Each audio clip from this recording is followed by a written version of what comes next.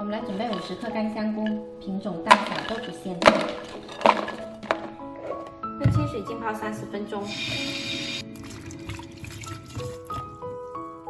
接着来洗100克虾皮，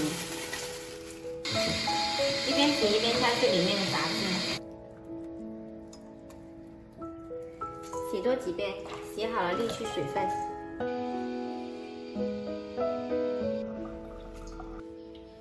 香菇也已经泡发了，来把它洗去泥沙。香菇底下好多泥沙，一定要清洗干净。然后剪成小块。这2天好热啊，今天天气也不是很好，好像下雨了。放到烤盘里面，我们用烤箱来把它烤干。再放一块紫菜进来一起烤。烤箱设置上下火135度，中程烤30分钟。虾皮跟香菇烤的时间不一样，我们就用锅来炒。调中小火慢慢炒，炒干水分，炒到最后变得酥脆。家里没有烤箱呢，香菇也可以用锅来炒干，就是时间比较长一点。然后紫菜呢，也可以放到锅上面来烘干。烤了15分钟，我们来看一下紫菜。紫菜烤的时间不用那么长，见酥脆了就先拿出来。香菇翻动一下，继续烘烤。烤好了紫菜，把它撕成小块。炒的过程中，你如果发现说锅太热了，就把火先关掉，停一会儿，然后再重新开火，要不然很容易炒焦啦。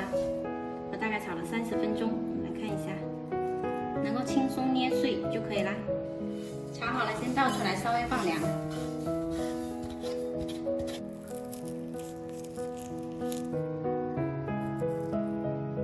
然后我们来准备一个破壁机，把虾皮放进来。紫菜也放进来，把它们打成粉状。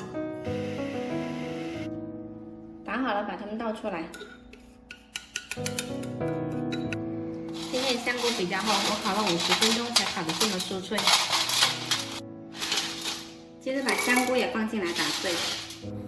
香菇打碎了之后呢，我们要过一下筛。过筛完了这个大颗粒呢，不要扔掉了，我们拿来蒸肉饼。跟虾粉、紫菜粉拌在一起，放凉后就可以密封保存。我们这个简单健康的自制鸡粉就做好啦。日常用呢，拿一个小罐装一点。煮汤、煮面或者炒菜放一点，特别鲜美的哦。喜欢的朋友可以试一下。今天来吃个简单的肉丸汤，芹菜跟葱花，还有1勺蒜蓉酥，适量盐。还有刚刚做的自制鸡粉，